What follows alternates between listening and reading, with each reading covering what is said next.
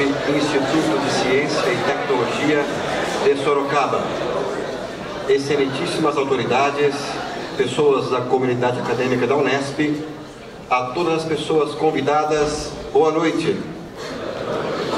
A Unesp, Universidade Estadual Paulista Júlio de Mesquita Filho, com o apoio da PROEC, Pró-Reitoria de Extensão e Cultura, numa realização do Instituto de Ciência e Tecnologia de Sorocaba, completando 20 anos em 2023, na pessoa do seu vice-diretor, professor Fernando Pinhabel Marafão, tem a honra de receber os presentes para a sessão solene de abertura da 17ª Semana da Engenharia da Unesp Sorocaba. Lembrando que esta Semana de Engenharia traz o tema da roda ao LED.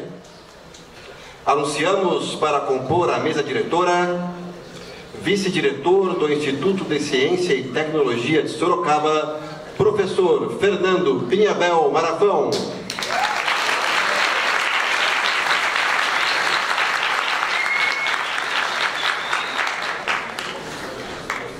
Docente responsável pelo evento perante a Pró-Reitoria de Extensão e Cultura, professor Leopoldo André Dutra Lusquino Filho.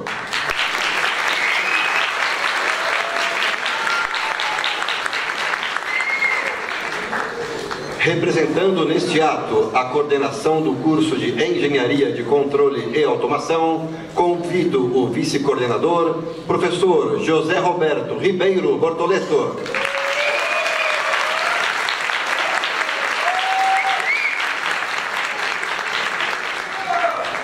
Representando neste ato a coordenação do curso de Engenharia Ambiental, convido o vice-coordenador, professor José Arnaldo Frutuoso Roveda.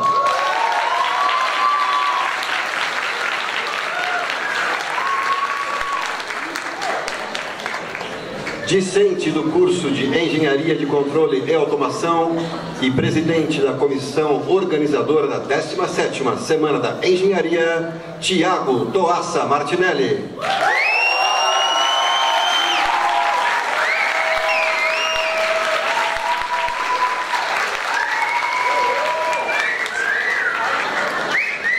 Discente do curso de Engenharia de Controle e Automação e vice-presidente da comissão organizadora, Matheus Lima Maturano Martins de Castro.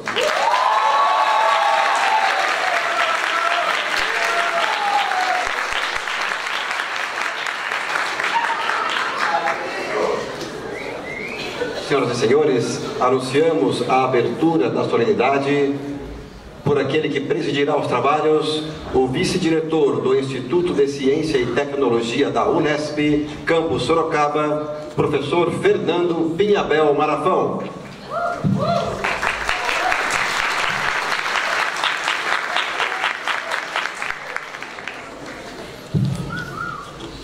Boa noite a todos e a todas. Declaro aberta esta Semana de Engenharia, a 17ª Semana de Engenharia do Campus Sorocaba da Unesp. Com a abertura declarada, todos iremos acompanhar a execução do hino nacional brasileiro, ao que pedimos que todos permaneçam em pé, por gentileza.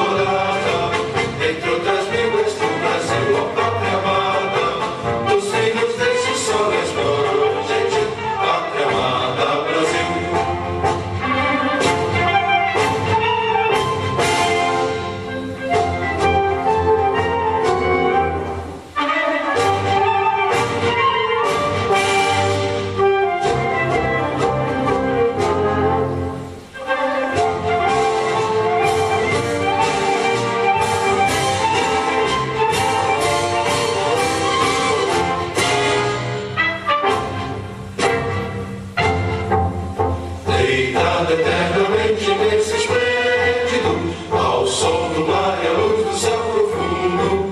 Fulguras ao Brasil, florão da América, iluminado ao sol do novo mundo. Do que a terra mais garrida, Deus tem sonhos lindos, campos tem mais flores. Nossos bosques têm mais vida, nossa vida no teu seio mais amores. Ó Pátria Amada, idolatrada, salve, salve, Brasil de amor eterno seja símbolo.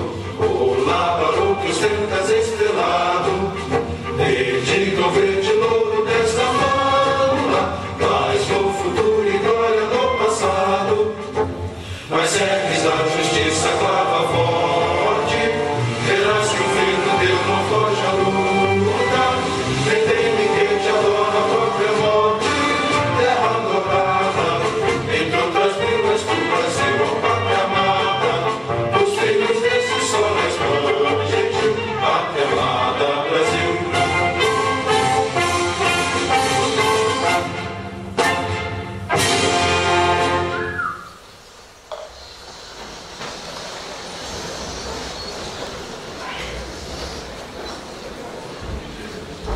A Unesp Sorocaba, por meio da comissão organizadora do evento, gostaria de agradecer aos nossos patrocinadores: Associação de Engenheiros e Arquitetos de Sorocaba, Pieralise, Tecnologia Centrífuga, Robótica SP, Metalac, Fixadores de Alta Resistência, Dinâmica Engenharia Júnior, FIT, Flextronics Instituto de Tecnologia, All Style Escola de Dança e O Bichinho Fragrâncias.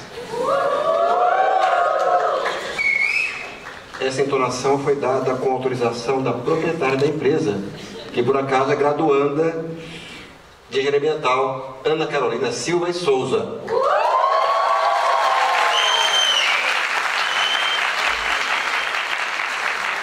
Cujos produtos, aliás, algumas amostras são sorteadas logo após a palestra magna. Neste momento, anunciamos o pronunciamento do discente do curso de Engenharia de Controle e Automação e vice-presidente da comissão organizadora da 17ª Semana da Engenharia, Matheus Lima Maturano Martins de Castro.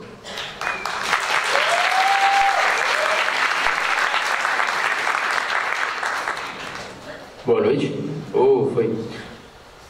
Boa noite a todos e todas aqui presentes. A mais uma abertura da Semana de Engenharia. Essa é a 17ª, tá? Eu tinha preparado esse discurso pensando que o Thiago ia falar antes de mim. Então, eu vou começar da parte... sem essa parte. Ok, vamos lá.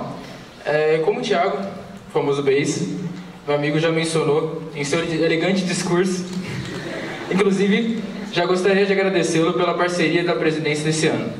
Vou agradecer rapidamente algumas pessoas especiais que construíram ou ajudaram indiretamente ou diretamente a construir tijolo por tijolo da 17ª Semana da Engenharia.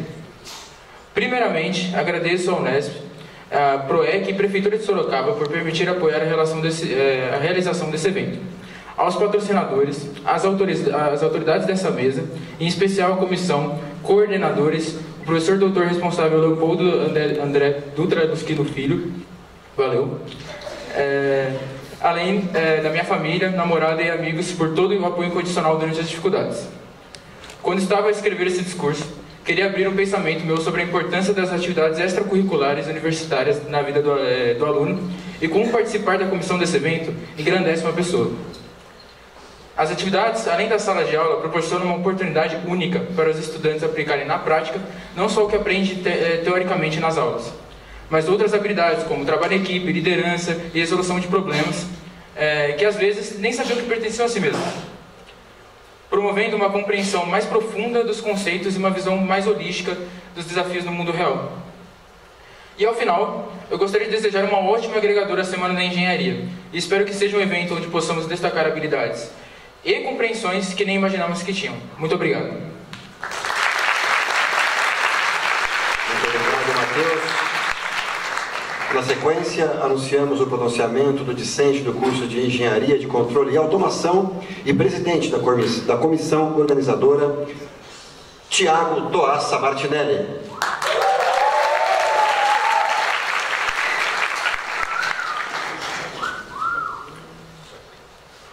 Boa noite a todos e bem-vindos a mais uma Semana da Engenharia. Gostaria de agradecer algumas pessoas que foram essenciais para que a 17ª Semana da Engenharia pudesse acontecer. Primeiramente, como o Lima já disse, a Unesp, por apoiar e permitir a realização desse evento. A Prefeitura de Sorocaba, por ceder o espaço para poder realizar essa abertura. As autoridades aqui presentes, que vão compor a mesa. As empresas patrocinadoras, que ajudaram imensamente no evento, com custos e produtos, enfim. Aos professores da Unesp que nos apoiaram, em especial o professor orientador Dr. Leopoldo André Dutra Lusquino Filho e ao diretor Dr. Fernando Biabel Marafon, que nos orientaram, foram super solícitos e deram todo o suporte no decorrer deste ano. Gostaria de agradecer também todo o trabalho de todos e todas da comissão organizadora, que se empenharam durante o ano com o objetivo de realizarmos o melhor evento possível. Também agradeço a todos os diretores e co-diretores que aceitaram o desafio e me ajudaram a dividir a experiência essa tarefa. Ricardo, Rian, Cíntia, Guilherme, Kelly, Bruno, Heitor, Luigi, Henrique e Isabelle. Queria agradecer também o Matheus Lima, o Lima aqui do meu lado, pela parceria na presidência esse ano.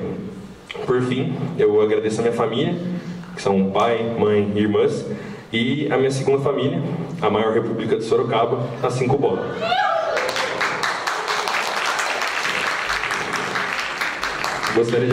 Gostaria de desejar a vocês uma excelente semana de engenharia. Espero que seja um evento de muito conhecimento, muita integração e principalmente que seja muito produtivo para todos, pois é um evento feito de alunos e para alunos. Eu e a equipe estamos dispostos a tirar qualquer dúvida, vocês podem perguntar diretamente para a gente vai estar com a camiseta da comissão uniformizados durante o ano, ou então vocês podem mandar um e-mail para a gente, da forma que for for melhor para vocês, e a gente vai tentar responder da maneira mais rápida possível. E é isso. Muito obrigado. Desejo a vocês uma ótima semana da engenharia. Obrigado, Tiago. Registramos também nossos agradecimentos à Secretaria Municipal de Cultura, por meio da equipe do Teatro Municipal Teotônio Vilela e a MDA International Produções. Senhoras e senhores, representando neste ato a coordenação do curso de Engenharia Ambiental, anunciamos o pronunciamento do vice-coordenador, professor José Arnaldo Frutuoso Roveda.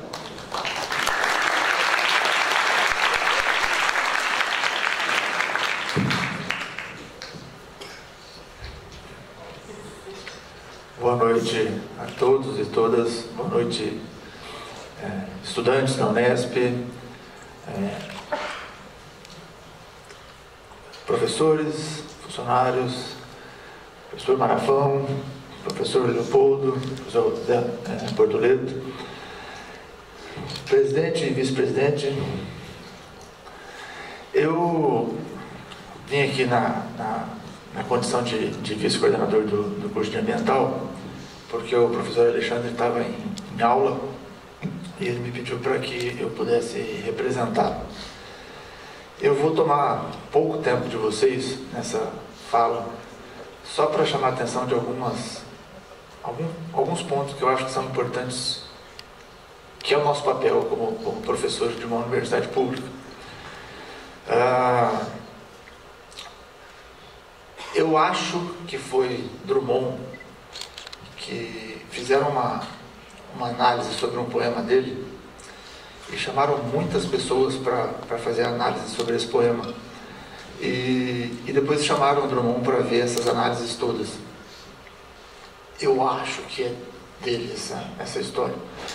E quando ele chegou para ver essas análises, ele disse que todas elas estavam certas, porque eram várias interpretações. Ele disse: eu escrevo e cada um interpreta como quer.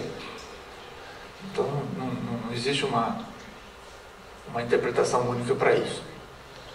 Eu estou dizendo isso porque quando eu vi o lema da semana, alguém que criou esse lema tem uma interpretação muito específica para isso.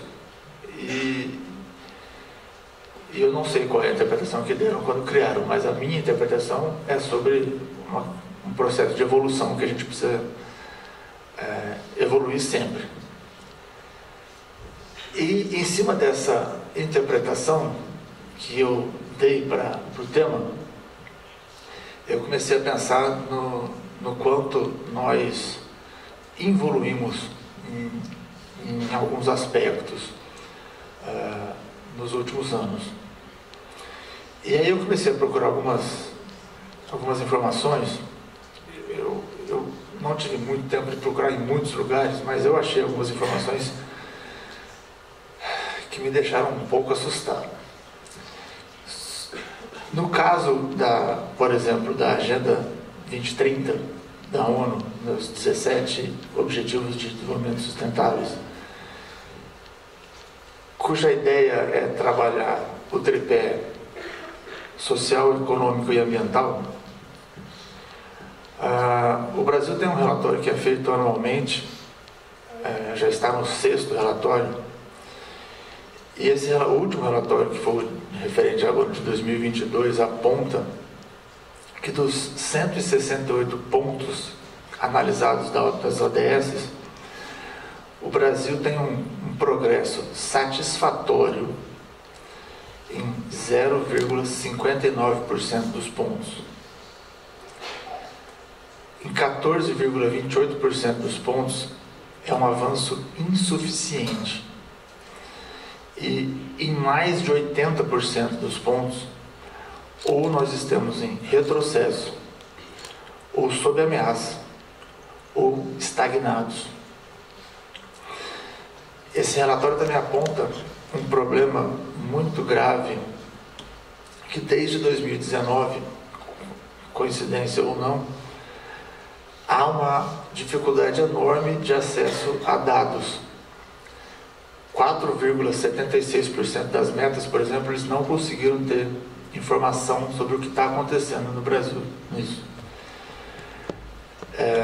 De 21 para 22, as metas em retrocesso subiram de 92 para 103. E as de progresso insuficiente de 13 para 23. O mais triste disso é que o Brasil foi um dos países protagonistas em 2015, quando foi criada a Agenda 2030. E, além disso, boa parte das coisas, das metas que estão nas ODS, estão previstas na nossa Constituição. Então, o Brasil, para cumprir as metas, ele só precisava respeitar a Constituição. Não muito mais que isso. Resumindo, não quero trazer aqui uma fala dramática, não. A gente está mudando, ou vai mudar esse cenário. E eu acho que nós, na universidade, somos um papel importante nisso. A Unesp, por exemplo, tem um trabalho incansável sobre as ODS. E a gente trabalha e estuda e desenvolve coisas voltadas para as ODS em todos os nossos campi, no estado de São Paulo inteiro. Então a gente precisa, para mudar esse quadro, fazer a nossa parte enquanto universidade. E universidade, eu estou dizendo, todo mundo que está envolvido na universidade. Em cada pedacinho da universidade a gente precisa fazer a nossa parte. Dentro das disciplinas, estudando cálculo principalmente, em todos os aspectos, a gente precisa fazer a nossa parte para mudar esse cenário. A gente precisa voltar e estamos voltando a cultuar a ciência, a cultuar as evidências que são apontadas em pesquisas. A gente precisa voltar a acreditar nisso, né? Chega de negacionismo. A gente não pode nunca, em momento algum, permitir que a democracia seja ameaçada, ou qualquer coisa que o valha, com, por exemplo, limitar acesso à informação, qualquer coisa dessa que aconteça. E nós, na universidade, a semana da engenharia era até uma importância muito grande, porque é onde a gente para tudo para discutir algum aspecto, algum assunto de interesse da comunidade, de vocês engenheiros, para que a gente melhore a nossa formação e saia daqui como cidadãos que vão de fato fazer diferença na sociedade. É para isso que nós estamos aqui, todos nós, né? Então, se isso tudo que eu falei aqui chega de negacionismo, de ameaças à democracia, te remete a alguém especial, deve ser por alguma razão. E a gente precisa dar um basta nessas coisas, porque a universidade sofreu muito e a gente não pode sofrer tanto. A gente precisa avançar, a gente precisa sair da roda pro LED com muito avanço, com muita ciência, com muito estudo, com muita pesquisa, e que essa semana seja uma semana de muito conhecimento, que vocês aproveitem muito tudo que tem para fazer. Eu vi a programação, tá muito bacana, parabéns para vocês que organizaram. Eu espero que vocês de fato aproveitem esse break nas aulas para poder aproveitar cada minuto, cada palestra, cada mini curso que está por vir. Obrigado.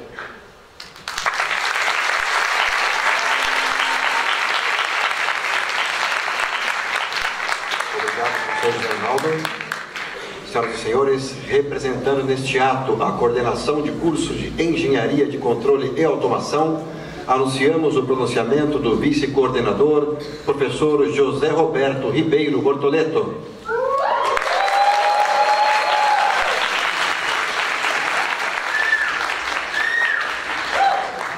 Boa noite a todos. Em primeiro lugar, eu gostaria de saudar os colegas aqui presentes, os alunos, né? Todos que vieram para esse início da Semana de Engenharia.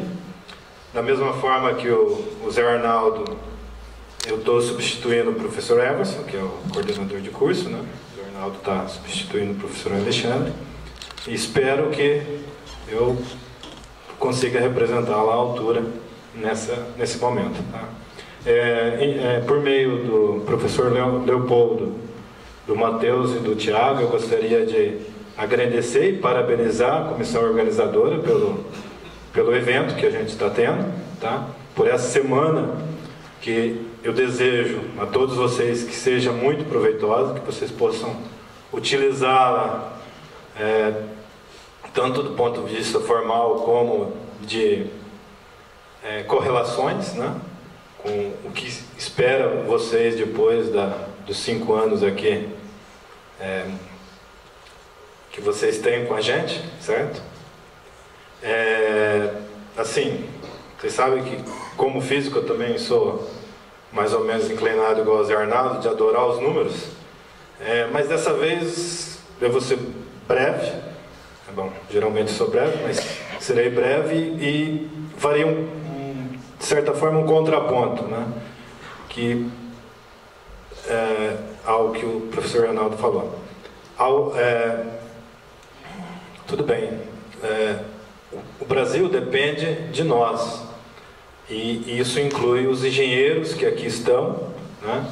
E que vão se formar, da mesma forma que alguns que estão aqui, que já se formaram, que representam a nossa instituição lá fora, né? Mas para isso, vocês precisam se formar. Então, a gente teve, acho que semana passada, ou no anterior, uma reunião, né?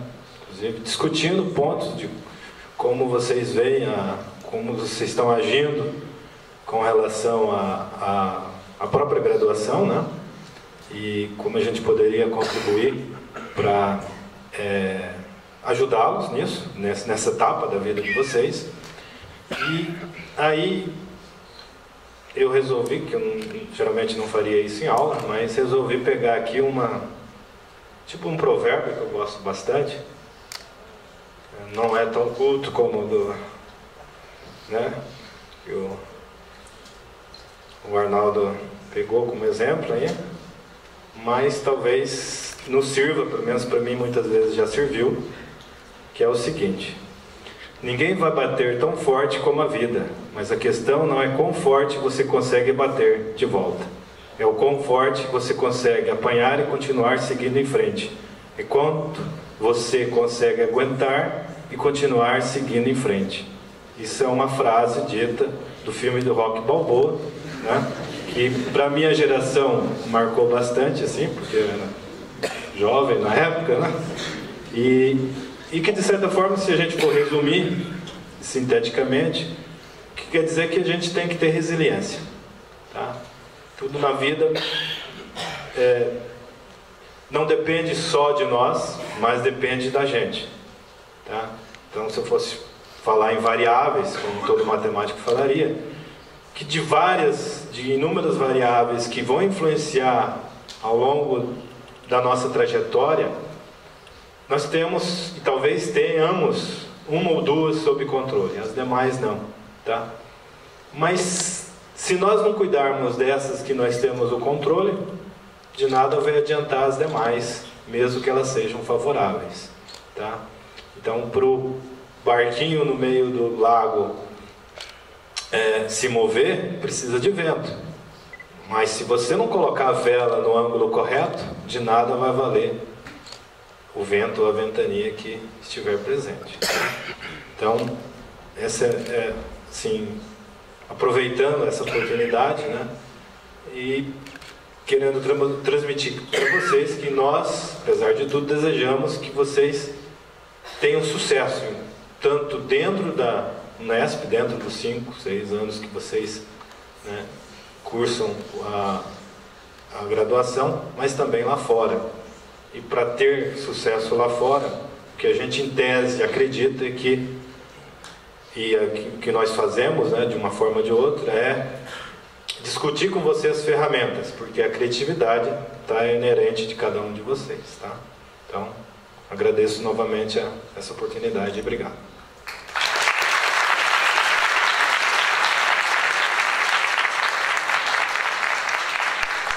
Obrigado, professor Bortoleto. Senhoras e senhores, passo a palavra ao docente responsável pelo evento da PROEC, Pró-Reitoria de Extensão e Cultura, professor Leopoldo André Dutra Lusquino Filho.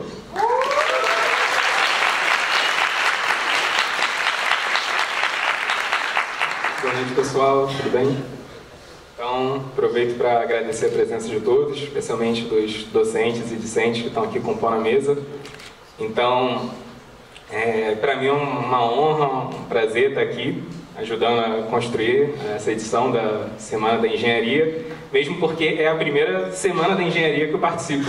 Eu fui contratado com, acho que alguns de vocês sabem, né, recentemente, então nunca tinha participado de uma Semana da Engenharia.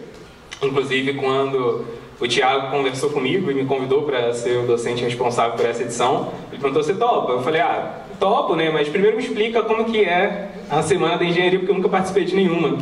E aí ele foi e falou assim: olha, tem vários eventos que a gente vai ter ao longo da semana, mas a primeira coisa que a gente precisa definir é qual vai ser o tema da semana. E a gente já está discutindo, se você tiver alguma sugestão para dar para a gente. Eu falei: beleza, eu vou pensar em alguma coisa. E aí, enquanto eu estava pensando, eles também já estavam discutindo, e aconteceu uma coisa bem interessante, né?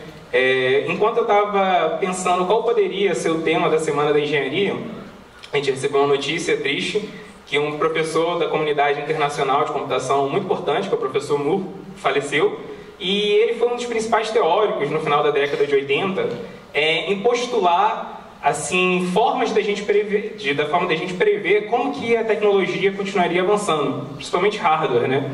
E eu pensei: olha, o professor Moore, ele tem esse papel assim cabal na história da tecnologia contemporânea, de raciocinar, de filosofar e de tentar especular sobre como a gente pode prever o desenvolvimento da tecnologia.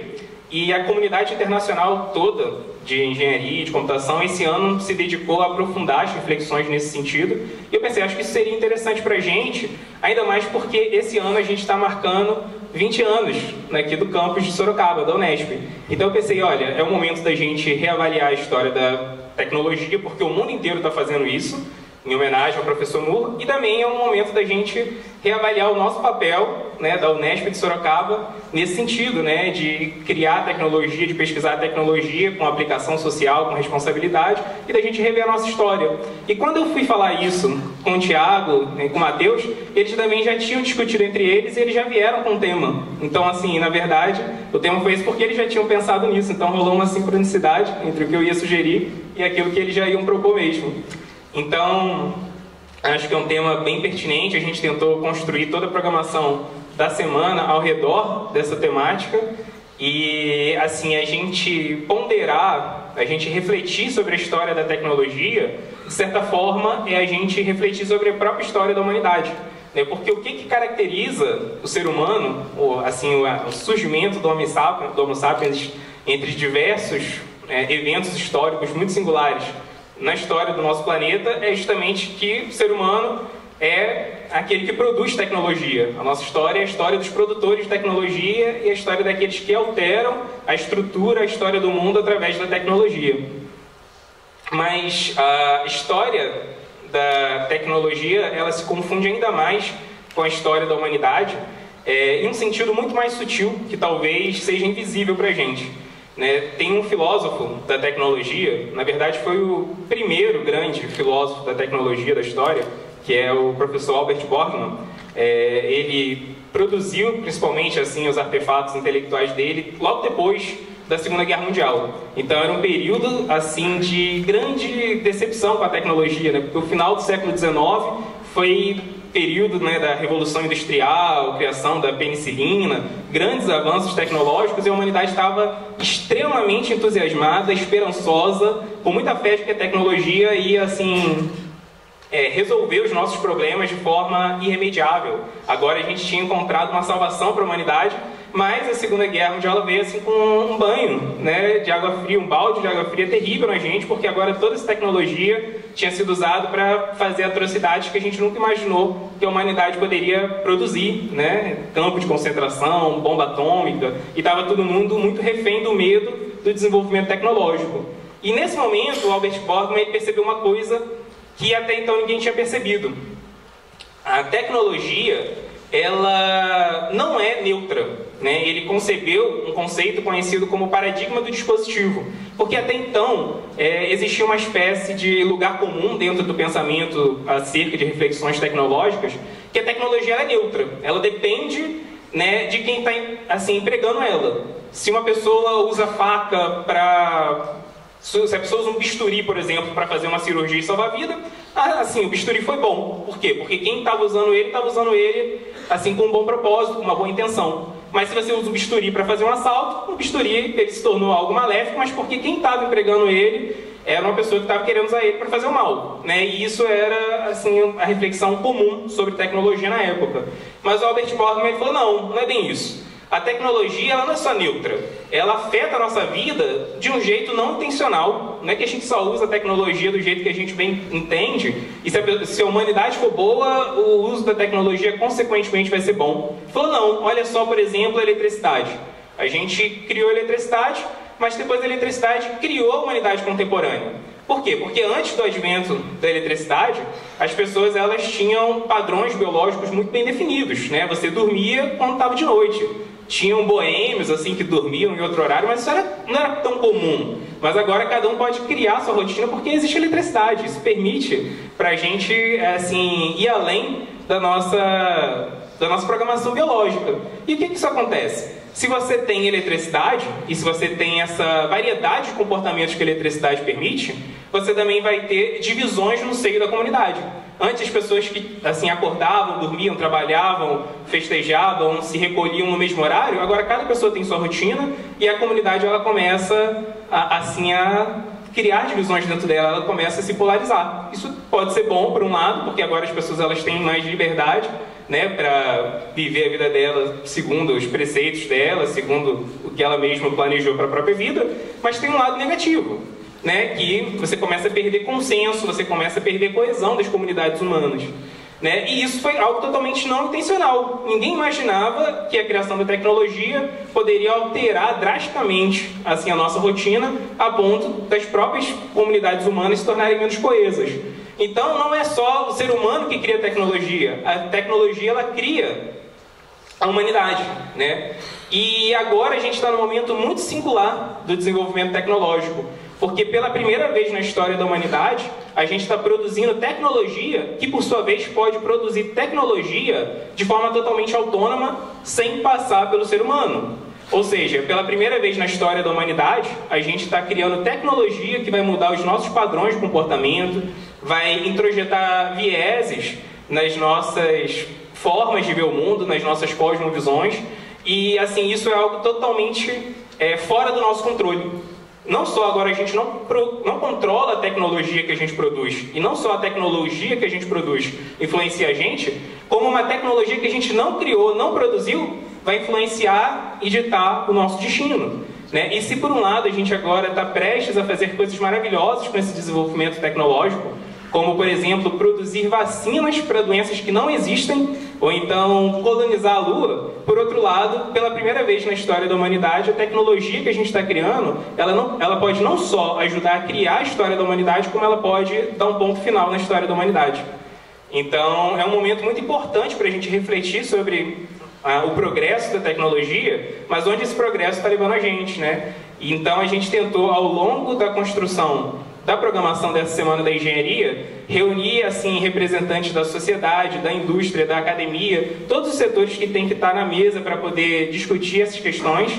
Né? Então estão todos aqui presentes, compondo a nossa programação. Foi uma programação que a gente trabalhou bastante para compor, então espero que vocês aproveitem. Então deixo aqui meu agradecimento especialmente à comissão organizadora da semana, os discentes que trabalharam tanto para organizar ela, em especial Matheus e o Thiago. Então é isso, pessoal, tenham uma ótima Semana da Engenharia. Mais uma vez, obrigado a todos. Obrigado, professor Leopoldo.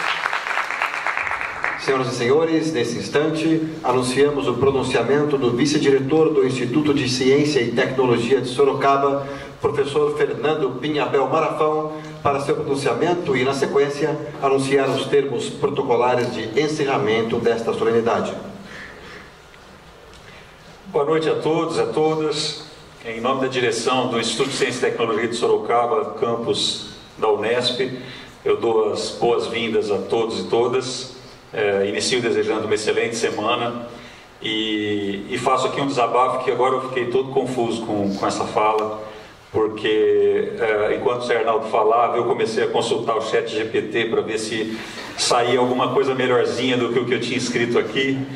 Aí veio Bortoleto com Rock Balboa, aí já comecei a pensar no Arnold Schwarzenegger, aí encaixou com a Skynet do Leopoldo, aí ferrou, danou tudo aqui. Então eu vou seguir o protocolar para não me perder, mas ligar os pontos aqui tá difícil.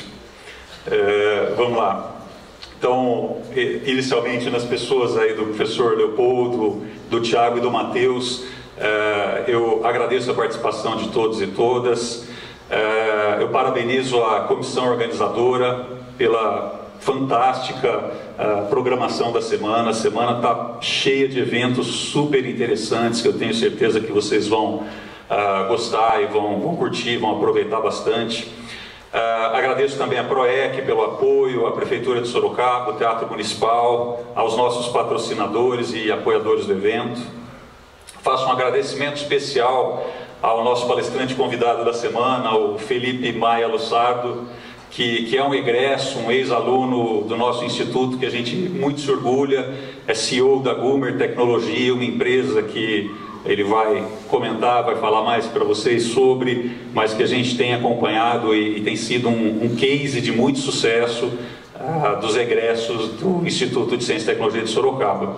E por fim, a artista convidada dessa noite, a Fernanda Porto, que tenho certeza que nos abrilhantará aqui com uma apresentação muito agradável. Nós ficamos muito felizes em participar desse evento hoje, obviamente por ser mais um marco desses 20 anos, né, esse ano quando comemoramos 20 anos do campus da Unesp em Sorocaba. 20 anos completos ou completados na semana passada, quase que coincidiu com a Semana de Engenharia, por poucos dias aí. Um campus de uma universidade que nas últimas semanas tem se destacado ou tem sido evidenciado em vários rankings nacionais e internacionais. A gente sempre fica meio com o pé atrás com metodologias de ranqueamento, mas são metodologias usadas internacionalmente. E nas últimas semanas a Unesp se destacou entre as 5 maiores universidades brasileiras em diversos rankings distintos. Na verdade, a maioria dos rankings apontam 5 das top 5, né? Desses rankings, 4 são do estado de São Paulo. Então a Unesp está ali entre a primeira e a quinta normalmente, entre a segunda e a quinta. A USP normalmente é a primeira em quase todos os rankings. Mas temos USP, Unesp, Unicamp, Unifesp. E aí, em geral, aparece alguma federal, FRJ, UFSC, Santa Catarina ou FMG. Então isso muito nos orgulha.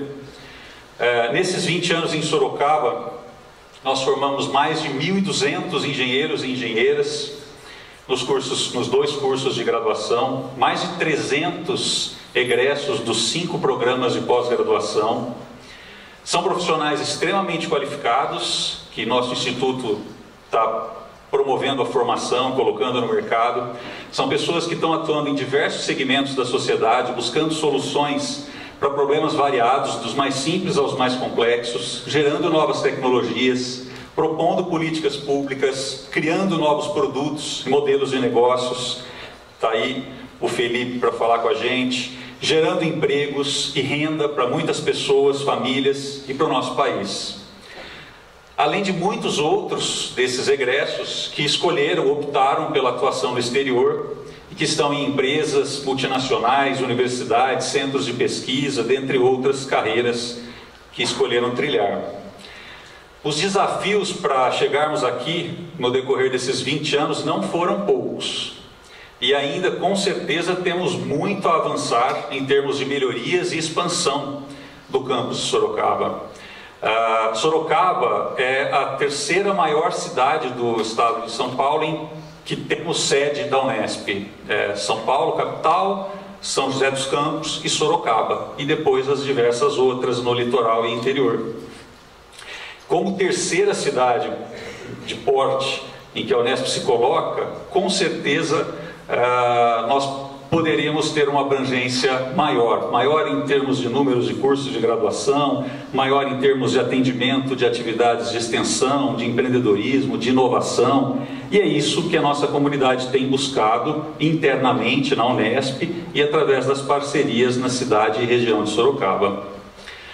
Cientes das dificuldades todas que foram enfrentadas ou que existiam nesse decorrer dos 20 anos, mas com um grupo de docentes, de servidores e de alunos, de discentes, sempre muito comprometidos com educação, com ciência, com tecnologia, com a comunidade, nosso campus já foi citado como exemplo em diversas ocasiões, especialmente por sua produção científica e tecnológica, demonstrada pela formação de profissionais de excelência, e vocês estão nesse caminho, pela publicação de artigos científicos, pela produção de patentes, projetos de pesquisa e desenvolvimento, transferência de tecnologia para empresas e outros segmentos da nossa sociedade. Além disso, temos avançado também como campus em questões históricas, como a compra esse ano, que muitos de vocês já estão cientes, daquele terreno adjacente ao campus, que vai permitir uma ampliação da área construída e uma ampliação de uma área esportiva para a prática de esporte, que é algo que não temos no campus. Promessa do diretor, China, aqui representado, diz que vai entregar uma área esportiva antes dele terminar a direção. Estou prometendo por ele, ó. Está gravado, hein? Ele prometeu. Cobra dele, isso, cobra dele. Não, mas vai dar certo. Também temos atuado e conseguido ampliar o nosso quadro de docentes, de funcionários Temos conseguido implantar a área de saúde, trazendo profissionais para atuação na área de saúde no campus. E eu nem precisaria citar, mas faço questão, a tão esperada e desejada refeição subsidiada para o campus, iniciada nesse ano de 2023. Então, levamos 20 anos, mas conseguimos. Estamos no mapa da segurança alimentar na nossa universidade. São vitórias todas que temos conquistado através do esforço e trabalho coletivo e que fazem nossa comunidade tão forte, ainda que nem sempre nós, olhando por dentro, tenhamos essa percepção. Bom, retomando aqui para o foco, né, para a Semana da Engenharia e da Roda ao LED, eu gostaria de dizer algumas poucas palavras antes de finalizar, um pouco na linha do que o Leopoldo citou, em que os avanços tecnológicos têm sido gigantescos, e em velocidade que a gente tem que estar muito ligado e estudando o tempo todo e conectado e com networking para acompanhar, e mais do que isso, para desenvolver, para propor, para inovar. Mas também são, vou tomar uma água aqui, gente.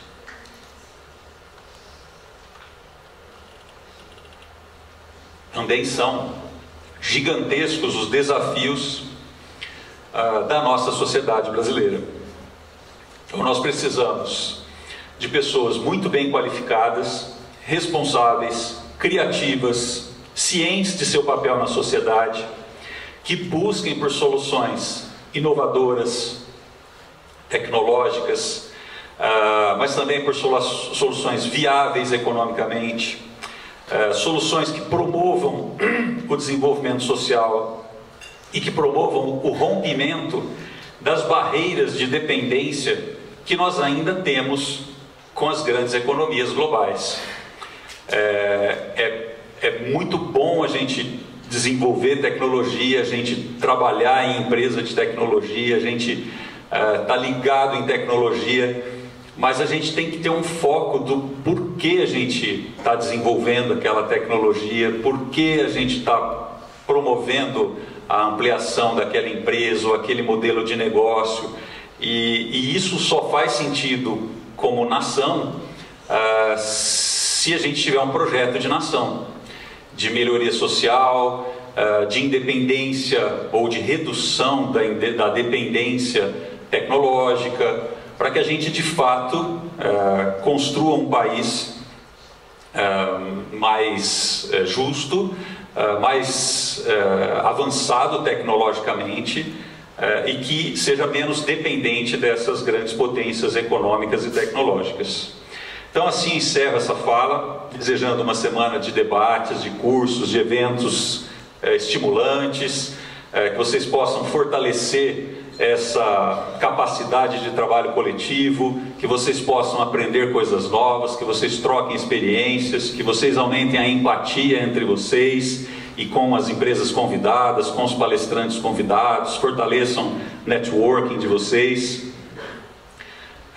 e que a partir dessa semana e das próximas que levem até a formatura de cada um de vocês aqui, que vocês pensem e reflitam coletivamente, individualmente, sobre o papel de cada um de vocês como engenheiros e engenheiras de engenharia de controle e automação, de engenharia ambiental, formados com excelência, que serão nos cursos do campus de Sorocaba da Unesp. É isso. Obrigado.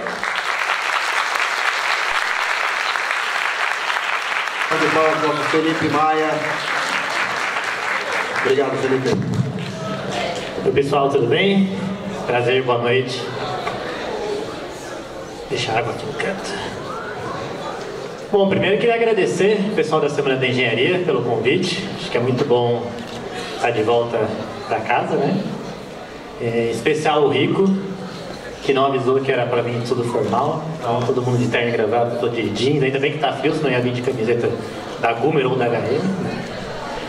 Mas muito bom. E acho que não tem como não deixar de comentar o orgulho que é ser do campus da Unesp de Sorocaba e ter professores tão humanos que nem vocês, que na abertura da Semana de Engenharia fazem um discurso muito mais humano, de formação humana, do que de qualquer outra coisa. Então, obrigado por ajudar também a me formar como caráter, como ser humano. Bom, eu vou só colocar o computador aqui de baixo, senão eu vou ter que ficar olhando para trás.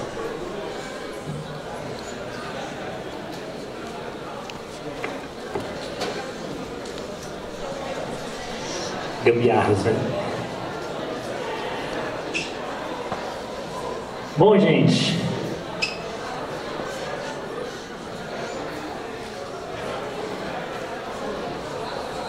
Aí foi. Me apresentando rapidinho. Sou o Felipe, sou da 7ª turma de Meca. Essa foto aqui é no nosso primeiro semestre, na competiçãozinha que tem de robótica. Só homem na sala de Meca, né? Como sempre.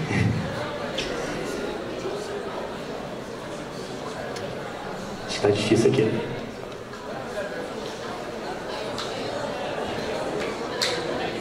Será que alguém pode me apoiar aqui?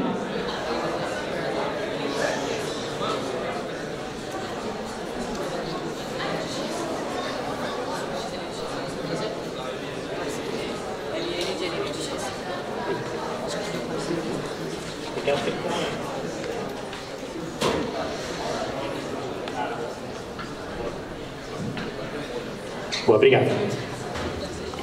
Bom, além do... Aí,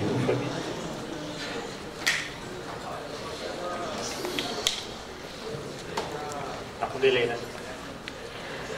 Bom, além da 7ª turma, eu sou da HM, vou falando, já aparece aí. Sou da HM, cadê o bandeirão da HM igual dos 5 bolas levantaram ali? Boa, Mamados, isso é quase um bandeirão.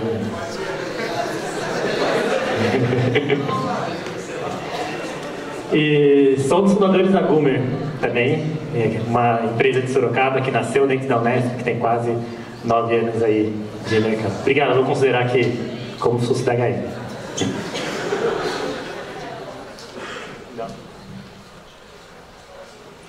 Alguém aqui conhece Gumer? Tirando a HM? Boa, mas vou mostrar rapidinho aqui o que é Gumer, só para vocês. Essa aqui, ó.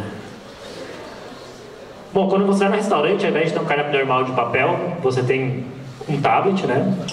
Que você pode não apenas ver o cardápio com muito mais riqueza de informação, mas você pode fazer o pedido por ali também, tá? E isso foi a nossa primeira solução. Depois de uns 2 anos a gente lançou o nosso totem de autoatendimento. O tablet é para restaurantes que tem atendimento em mesa, de serviço de garçom. O totem é para restaurantes que tem serviço de atendimento em balcão, geralmente fast food, praça de alimentação e shopping. E ao longo dos anos a gente foi se especializando. A gente vai se especializando em criar experiências muito focadas no consumidor, né? Em como que a gente faz as experiências nos restaurantes serem mais adaptadas aos gostos dos consumidores que eles estavam mudando, né? Então, hoje em dia, as pessoas querem customizar os pratos, quero sem trocar arroz normal por integral, eu quero meu vegetariano, eu quero tirar aquilo, eu quero pôr aquilo. E a gente foi criando tecnologia justamente para ter uma experiência muito mais restauradora dentro dos restaurantes. E a gente, de certa forma, conseguiu atingir alguns públicos também, até mais velhos, né? Essa foto ficou bonitinha. Eu não sei se elas conseguiram fazer o pedido, mas ficou bonitinha. Você vai ter que passar bastante, pode vir para cá se você quiser. Essa também eu trouxe só para ilustrar. Com certeza eles não conseguiram fazer pedido. Esse aí também ficou muito fofinho. E bom, não só a experiência para o consumidor, a gente tem que ter uma experiência também para fazer isso tudo funcionar, né? Parece ser simples criar um cardápio, um tablet, mas por trás tem muita coisa que a gente tem que fazer. A gente já implementou milhares de tablets no Brasil inteiro E eu vou contar 2 casos de experiências que a gente tem que pensar muito para além do que a gente está fazendo só da usabilidade ali, né? Um deles a gente tem restaurantes que tem 100, 150 tablets. Se a nossa mãe em casa tem dificuldade para conectar o celular com 2, 3 dispositivos, imagine isso num restaurante. Que além disso tem todos os funcionários ali, 50, 70 conectados aos seus celulares, mais os clientes, etc. Então a gente sempre teve muito trabalho para fazer infraestrutura de rede, né? E esse era o exemplo mais clássico que a gente chegava no restaurante, era um TP-Link ali pendurado na gambiarra e que dava muito problema de suporte. O restaurante opera sexta à noite, sábado à noite, domingo à noite. Meus 2 primeiros anos de Goomer, eu não tinha fim de semana. Eu lembro uma vez eu estava no churrasco da HM, de bermuda e abadá. Um cliente ligou, o único da Uber estava em Sorocaba. Tive que pegar um táxi, que naquela época não tinha Uber, para chegar no restaurante, prestei calça de um, camisa de outro, para poder arrumar a infraestrutura de rede deles. Então, ao longo do tempo, a gente foi fazendo, a gente chama de protótipos, né? Então, como é que a gente, na hora de dar suporte, cria uma experiência que é mais fácil ali para o cliente, né? O que tem que colocar nessa caixa e o que aparece fora dessa caixa. Até que a gente chegou no modelo mais simplificado. Então a gente manda uma caixinha para eles, onde tem roteador com adesivo, cabo vermelho, pluga no cabo vermelho. Esse aqui, pluga ali. Então, são coisas que a gente tem que pensar que parece que é simples, mas tem que ser pensado. Às vezes a engenharia é pensar em coisas simples mesmo. Como é que melhora a experiência das pessoas? Não precisa, claro, fazer um foguete deve ser muito legal, mas coisas simples para facilitar o dia a dia das pessoas, às vezes traz mais resultado, mais satisfação para as pessoas do que coisas, às vezes, muito complexas e mirabolantes. Outro ponto, a gente criou uma experiência para totem de drive-thru. Então você vai no drive-thru e o totem ele vai se adaptar ao tamanho e da altura do carro, né? Então, conforme o tamanho do carro, seu carro é rebaixado, o totem vem para baixo e assim vai. E a gente tinha que criar um totem também que aguenta chuva, sol, enfim, tudo em laboratório ali, funcionou certinho, né? Na hora que colocamos, na hora que a gente colocou lá fora, em prática, nenhum totem nosso antes estava fora, né? Esse aqui, a luz atraiu os insetos e como era infravermelho, ficava clicando sem parar. E aí, soluções que demos, né? Pode ir. No dia o pessoal jogou repelente, ficou uma lambeira. Colocamos um ventilador em cima do totem e aí espantava os bichos sem precisar fazer nada tecnologicamente incrível. E funciona muito bem até hoje. E hoje o nosso maior desafio está em lançar e fazer evoluir os cardápios via smartphone, né? Que parece que é legal, a gente tem muitas coisas contra, mas tem ali uma série de socialmente, né, não é tão legal a gente ficar no celular, no restaurante, no momento que a gente está confraternizando com as pessoas. Então, como é que a gente pode criar uma experiência socialmente encantadora dentro do restaurante? Tem 2 anos que a gente lançou, a gente já é uma das ferramentas mais utilizadas. Esse aqui é do ano passado ainda. Deixa eu ver se dá para... iFood com 77%, depois vem os tradicionais, WhatsApp, telefone. Então, esses 3 aqui ainda é muito não digitalizado o setor. Pô, a gente hoje já pede delivery, a gente acha que todo mundo pede digitalizado. Mas olha o que ainda não é digitalizado, né? É digital, mas não é um pedido digital. O Uber Eats saiu do Brasil no começo do ano, Rappi perdeu muita força. Esse ano, Delivery Center não existe mais. Então, a gente teve uma grande leva, por causa da crise, né? De players saindo e players do setor morrendo. Esse ano provavelmente a gente vai, depois de 2 anos, vai estar um pouquinho mais para cima aqui nessa corrida, entre aspas, que a gente não tem onde chegar, né? O importante é o restaurante estar bem. E bom, hoje são mais de 2 mil cidades em todas as regiões do Brasil. Foram mais de 300 mil negócios que a gente ajudou, não só na pandemia, mas continua ajudando ainda. A gente tem um plano gratuito que ajuda os pequenos negócios. São mais de 5 mil pessoas atendidas por mês e alguns meios já divulgaram a gente como algo legal de ser feito, né? Mas bom, quando a gente olha isso, a gente vê... a gente sabe que tem muita coisa para fazer, então tem muito o que ajudar no mercado, mas de certa forma dá um conforto e eu me orgulho do que a gente já fez até então. E pô, de certa forma a gente já teve um sucesso, né? Só que no começo, e até hoje é assim, né? A cada passo que a gente dá, a gente não sabe muito bem o que tem que fazer. É claro, a gente tem que falar aqui, falar que tá tão bem, mas a cada mês, a cada ano, você resolve desafios, surgem outros, né? E o que eu queria trazer para vocês hoje é muito mais do que o desenvolvimento de tecnologia, mas é o nosso comportamento. É como a gente se comporta perante o mundo. E foi algo que a Unesp me formou e me deu, né? Que é a coragem de fazer as coisas, e não só a coragem, é você ter relacionamentos e construir boas relações com as pessoas. Acho que é isso que importa no final de tudo. Bom, vou contar um pouquinho da minha história na Unesp. Como eu disse, eu entrei há 10 anos atrás, se não me engano, em 2008, sou a 7ª turma. Agora você tem que passar bastante aí. Deixa eu testar, ver se está... Não, ainda não. Já pegou todo o... Pode voltar. Dei spoiler já. Bom, quando eu fui estudar, né, que curso eu vou fazer, naquela época já tinha a Boston Dynamics, já tinha o YouTube, então assisti uns vídeos no YouTube, vi os robozinhos lá, falei, caramba, eu quero fazer isso, né? E em 5 anos eu falei, vou estudar, em 5 anos estou fazendo robô, né? Aí a gente entra na faculdade,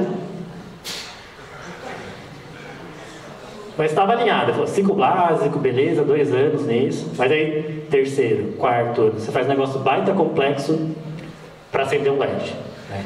Tirando 1 na prova, do Bortoleto, do Marafon é um pouquinho melhor, mas também apanhamos bastante ali, né? E aí começa a desconectar um pouquinho daquele propósito inicial, né? E aí eu não fui para as drogas nem para os jogos dessa vez, porque quando eu era moleque eu cheguei a jogar até Tibia, comecei no Counter-Strike, fui no Mythology, joguei Tibia, isso há 20 anos atrás quase. Aí fui buscar justamente a gente tem a sorte de, não sei se é sorte, né? Mas benefício de ser um campus pequeno, que é a gente tem um acesso a atividades extracurriculares muito grande. Então eu mesmo participei de uns 4. No começo eu tentei entrar na bateria, a gente treinava aqui na prefeitura, treinava aqui na prefeitura, a bateria acho que tinha 2 anos no máximo. Eu fui lá, era muito ruim.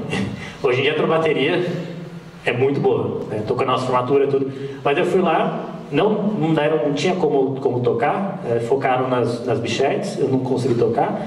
Aí fui no centro acadêmico, a primeira reunião o pessoal estava brigando, eu falei, putz, eu acho que eu vou continuar nos estudos aqui. E tinha um veterano meu que estava na dinâmica, na empresa júnior, e ele falou, putz, eu queria desenvolver coisas, né? Queria desenvolver projeto, engenharia, queria colocar em prática, não em prática porque eu não conhecia ainda, mas queria aprender como desenvolver realmente alguma coisa. Tentei na dinâmica para o primeiro processo seletivo, eu lembro que tinha uma fase na sexta-feira, eu fui numa festa na quinta, perdi o horário. Aí no segundo processo seletivo não passei. Aí tinha um amigo meu lá dentro, que ele tinha entrado naquele primeiro processo seletivo e estava desenvolvendo um projeto. Ele falou, putz, a gente precisa de mão de obra para fazer o projeto, né?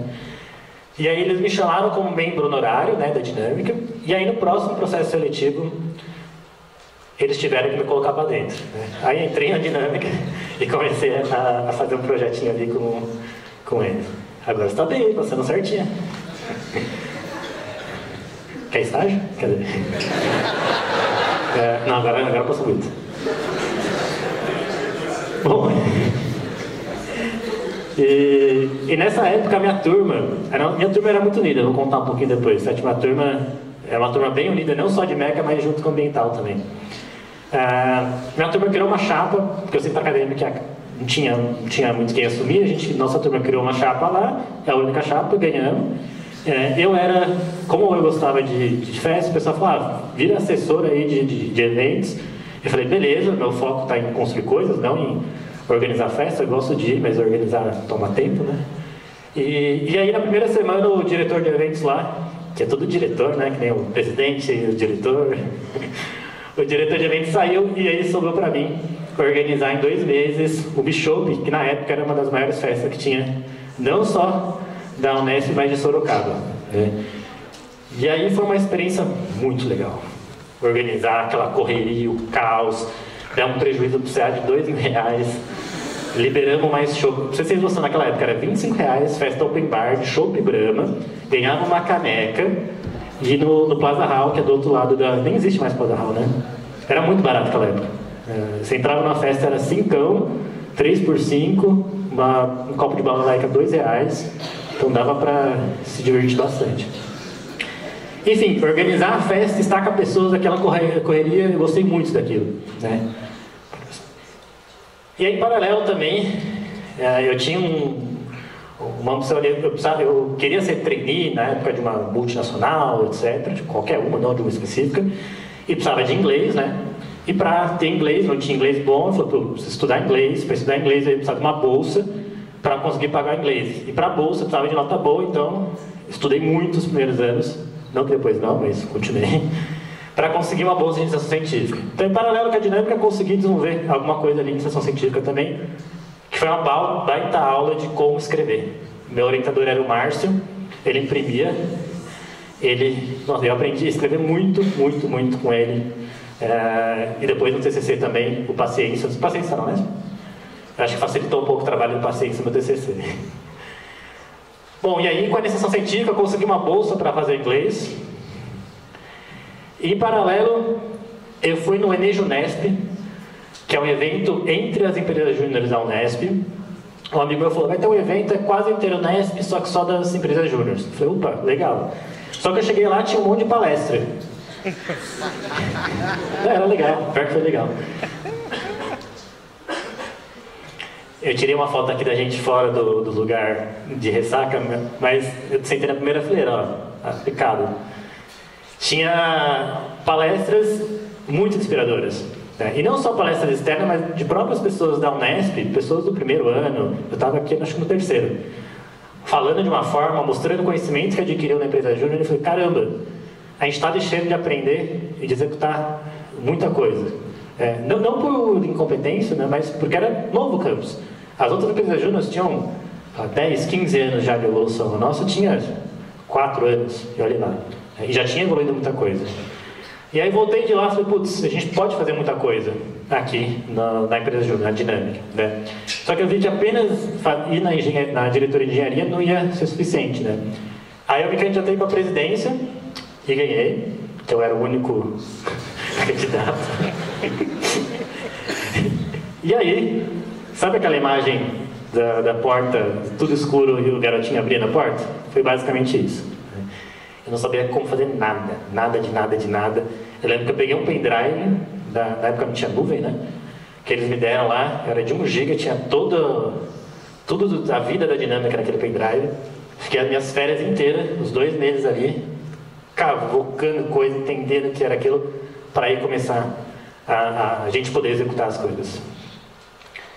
E bom, começamos a executar alguns projetos legais de telemetria do Baja. Esse aqui foi o projeto que a gente fez para a PUC, aqui de Sorocaba, de um tatuador suíno. Vou explicar o que é esse tatuador suíno. Na época a gente achou legal que era um projeto, mas basicamente eles precisavam testar pomada, né? E eles testavam em animais.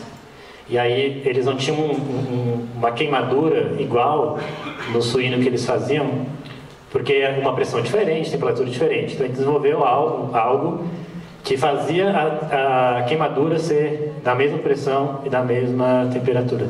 Depois de uns anos que eu olhei e falei, caramba, não foi tão legal. Mas na época a gente achou um projeto legal, que foi o nosso primeiro projeto que pagaram, né?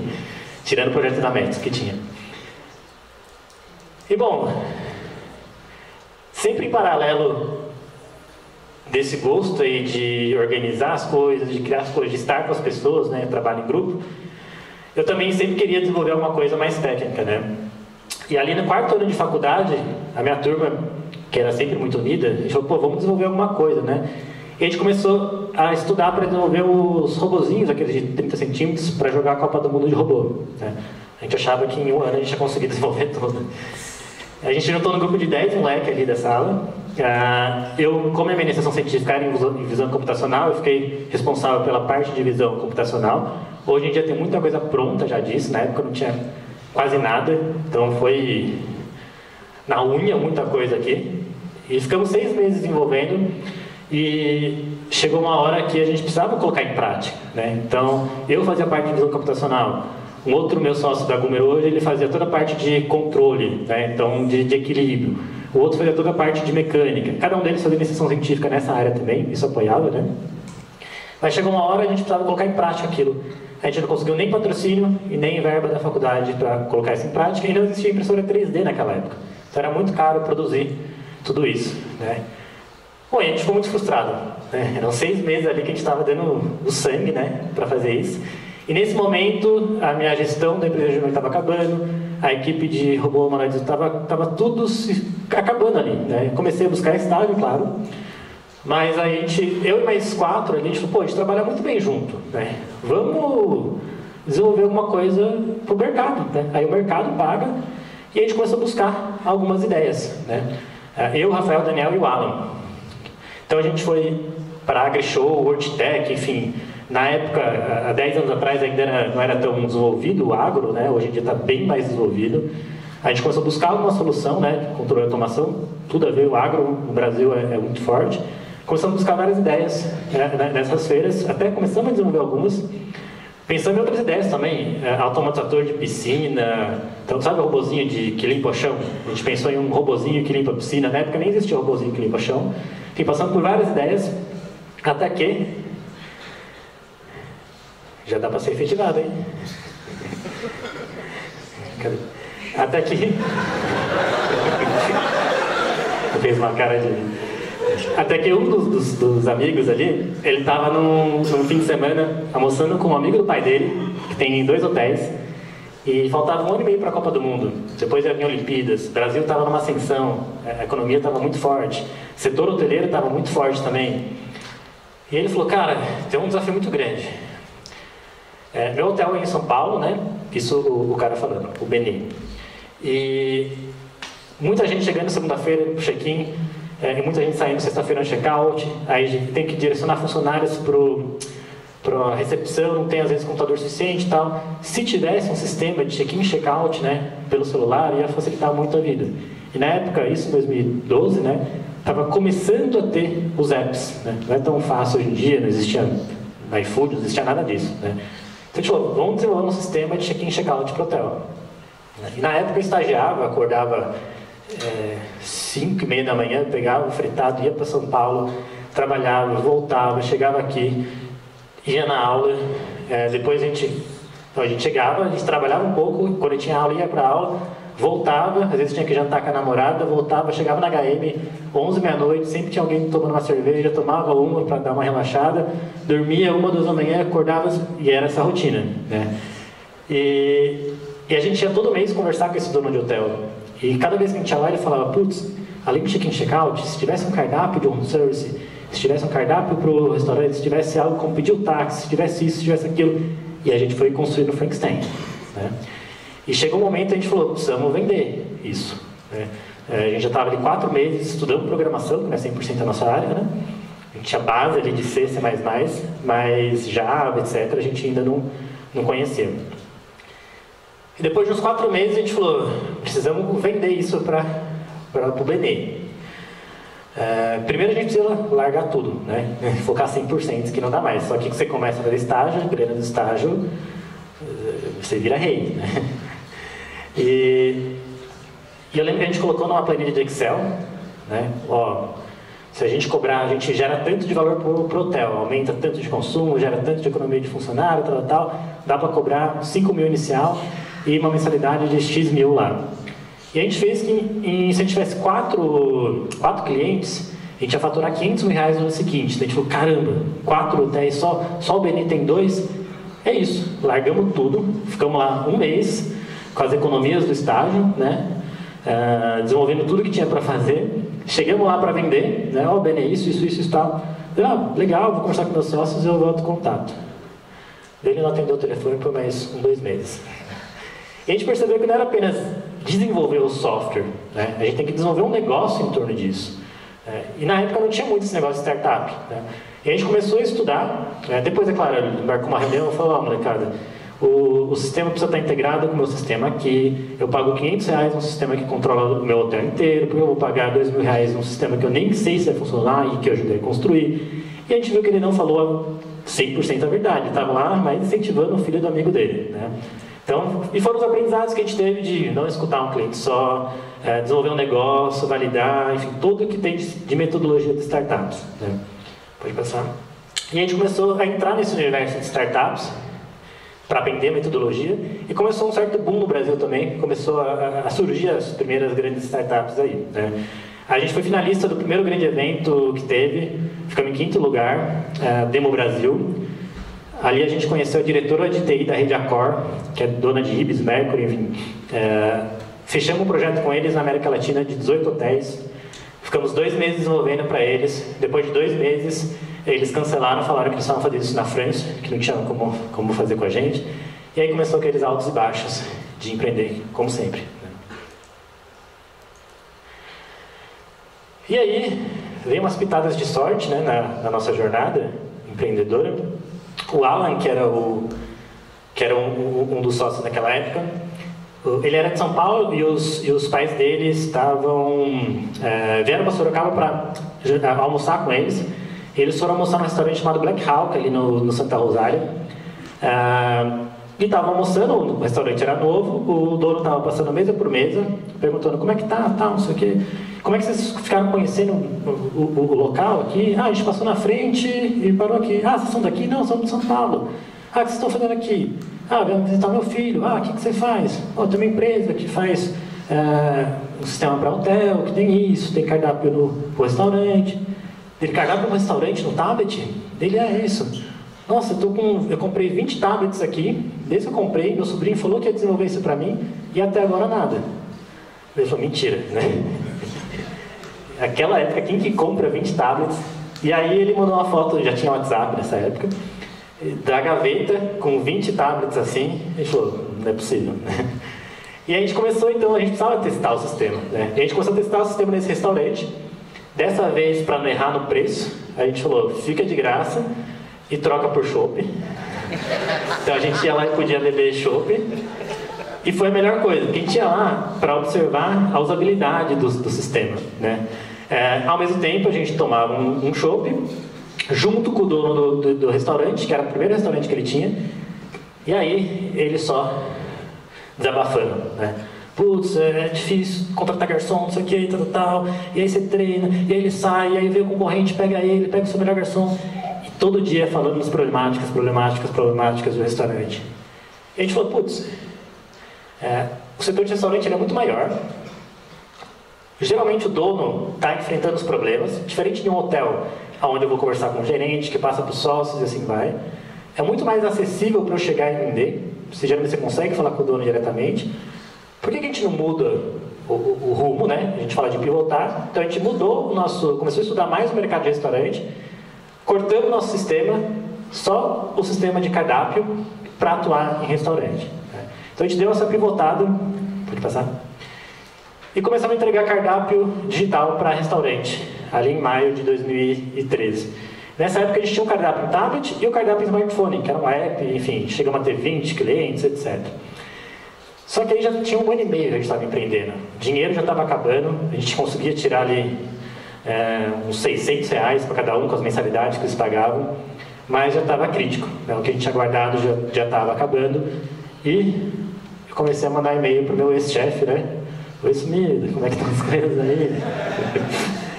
E que estava muito, muito difícil, né? E aí nesse momento a gente teve basicamente eu chamo de uma divergência estratégica com um dos nossos amigos, né? A gente era em 4, pode passar? E a gente queria seguir um caminho, ele queria seguir outro. A gente queria seguir o caminho do tablet, que a gente sabia que era uma ferramenta operacional, ajudava realmente a otimizar a operação. O smartphone era mais legal de ter, né?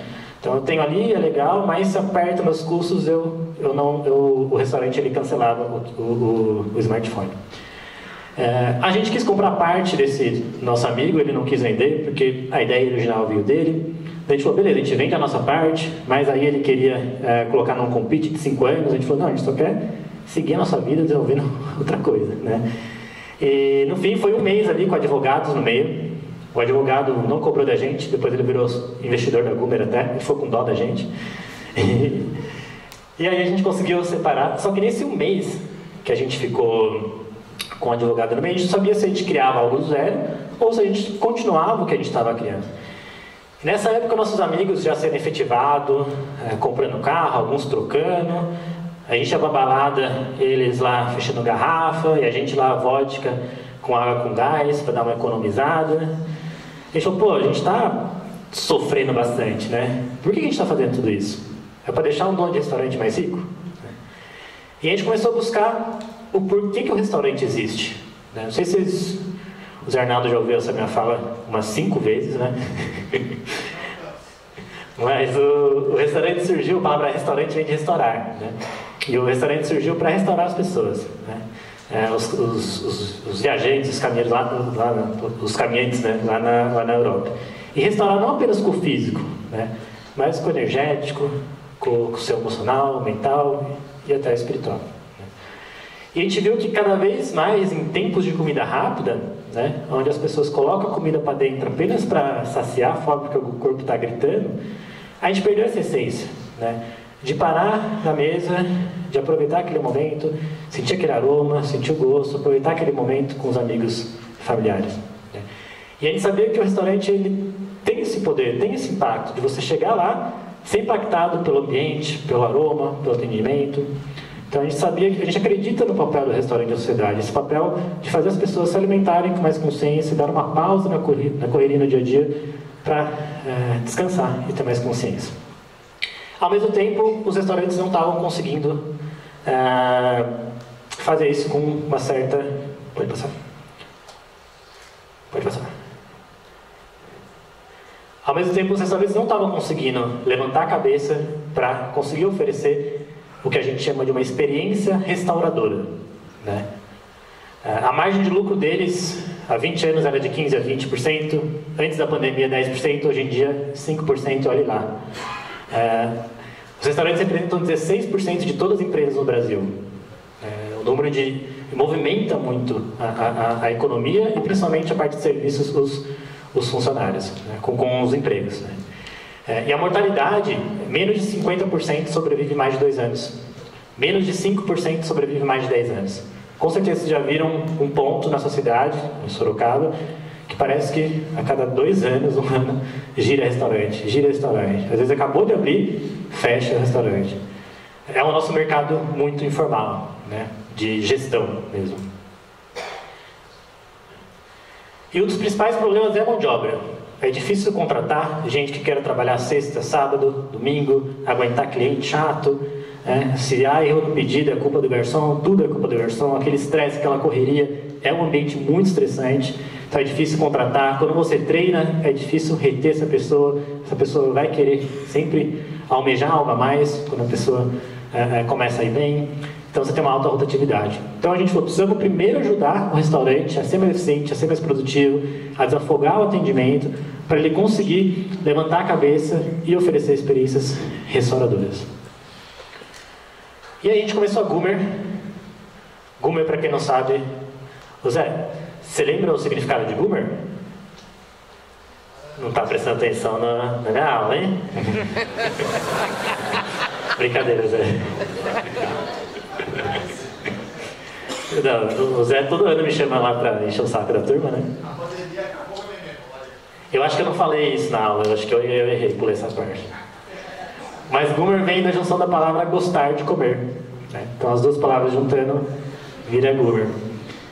E gostar de comer, né? Comida é uma coisa que é difícil, você pode não gostar de fígado, etc. Né? Mas todo mundo gosta de comer e geralmente é um momento onde a gente deixa às vezes a diferença de lado e compartilha aquele momento com familiares, amigos, né? Principalmente hoje em dia que a gente vive nessa polaridade, eu acho que o momento de sentar na mesa, de comer, é um dos poucos momentos que a gente acaba tirando todas as diferenças de lado e consegue compartilhar isso. E aí começamos a Goomer, e eu queria trazer algumas fotinhos. A gente nasceu literalmente dentro da Unesp. Quanto tempo eu tenho mais? Mais 2 horinhas? A gente nasceu literalmente dentro da Unesp. Brincadeira, né? Acho que tem mais uns 20 minutinhos.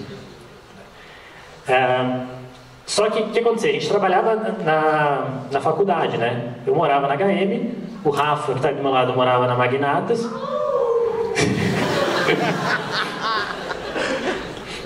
O Rafa, inclusive, a minha turma que ressurgiu a Mag, né? O alemão, Budinha, Quadrado.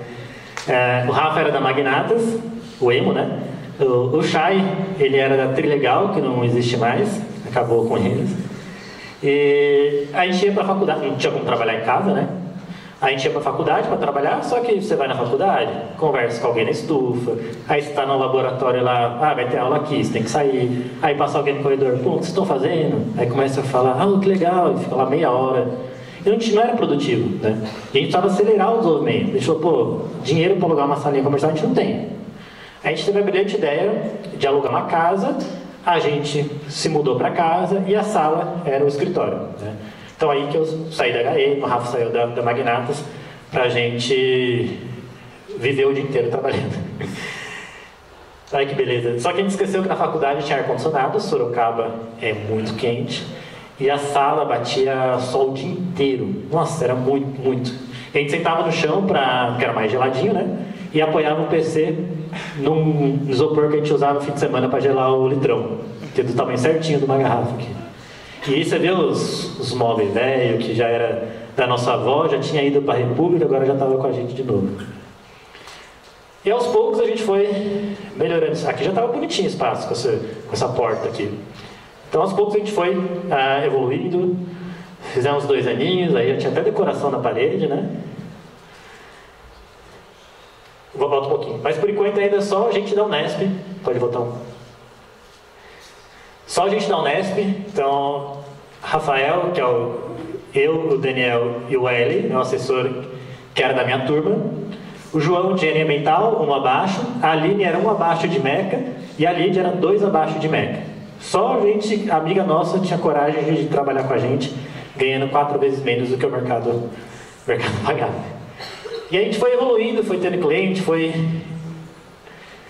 tivemos que sair daquela casa que não tinha mais como banheiro, que eu sou peludo, então eu derrubo muitos pelos no banheiro, nos mesmos banheiros que as meninas usavam também. Então não tinha como mais ficar lá.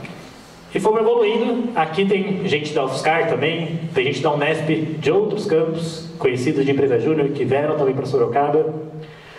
E fomos crescendo cada vez mais, com aqueles produtos, com aquela história que a gente contou para vocês. Não só as casas foram crescendo, as equipes foram crescendo, mas as nossas festinhas também foram crescendo. A gente trabalhava também, né? Mas o que eu queria trazer aqui, por que trazer essas fotos, né? Eu fui aprendendo ao longo dessa jornada aí que desenvolver tecnologia, puta, é um baita desafio. Gostoso de fazer, caramba, desenvolver, vou conseguir me entregar. Mas a principal coisa é a gente conseguir desenvolver time e pessoas que seja legal de trabalhar, que é gostoso trabalhar. Já tem todos os desafios de cliente, de crescer, de mercado, tem tudo isso lá fora. Se a gente não constrói um time onde seja legal trabalhar, onde seja gostoso trabalhar e que a gente realmente possa ser feliz, acho que fica chato, fica muito chato. E aos poucos a gente foi conseguindo ter isso da Gumer. E hoje, além do nosso propósito ali, né, de ajudar o pequeno negócio, restaurante, oferecer experiências mais restauradoras, para as pessoas conseguirem se alimentar com mais consciência, mais prazer e ter aquela pausa na rotina do dia a dia, o porquê que eu acordo todo dia hoje é para ter cada vez mais gente trabalhando em Gumer, gostando, pilhada, que não só se desenvolve como um profissional, né, com conhecimento técnico, mas que se desenvolve também como ser humano. E eu acho que isso se conecta totalmente às falas dos nossos professores, que a tecnologia vai avançar, de uma forma ou outra ela vai avançar. O que muda é a forma com que a gente aplica essa tecnologia. E eu acho que desenvolver tecnologia é fácil, mas o mais difícil mesmo é a gente se desenvolver como ser humano, né, para conseguir utilizar essa tecnologia ao nosso favor. E eu acho que é isso que é o nosso grande papel, não só na sociedade, mas como universidade pública. Eu acho que nosso ciclo de amizades acaba sendo universidade pública. A minha namorada é da Unifesp, o ciclo dela também tem muitos amigos, gente da Gumer que vem de UFSCar de Sorocaba, de São Carlos, de Unicamp. E a gente vê que a grande maioria das pessoas que passam por uma universidade pública acaba tendo um foco, né, de não só se desenvolver tecnicamente, mas se desenvolver como ser humano. Então acho que é isso que a gente deve valorizar muito, ter muito orgulho de fazer parte, principalmente da Unesp de Sorocaba. E bom, eu vou resumir um pouquinho do porquê eu trouxe tudo isso, de como eu acredito, refletindo essa história, de como eu acredito que o que dentro da Unesp me fez para me tornar para um ser humano, enfim, uma pessoa que a gente chegou até aqui. Lá no ensino médio eu tinha um plano, né, de estudar e de escolher um curso, que já é difícil, né, você com 17 anos escolher o que você vai fazer para a vida inteira. E o meu foco eu gostava muito de coisas técnicas, né? Então meu foco sempre foi tentar desenvolver alguma coisa na parte mais técnica. E aí meu plano inicial não era empreender, nunca me imaginei empreendendo. Imagina abrir empresa, nunca me imaginei.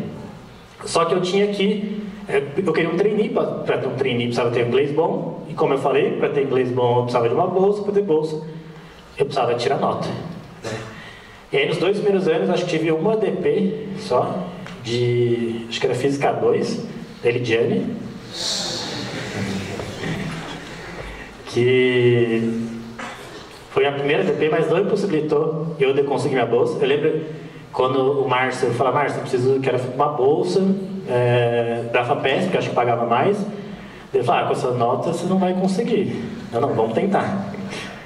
Daí eu lembro que eu estava de férias, ele me respondeu um e-mail, Felipe, não sei como, mas a sua bolsa foi aprovada. Ou seja, vale a pena tentar. Não vai ser uma ADP ou outra que vai te tirar do caminho, tá? E aí tinha uma linha muito de tentar fazer alguma coisa mais técnica ali, até que eu entrei na empresa júnior, né? E numa segunda parte que aconteceu em paralelo, né? Eu fui tomando um gosto muito grande de estar com pessoas, de organizar projetos, de organizar times.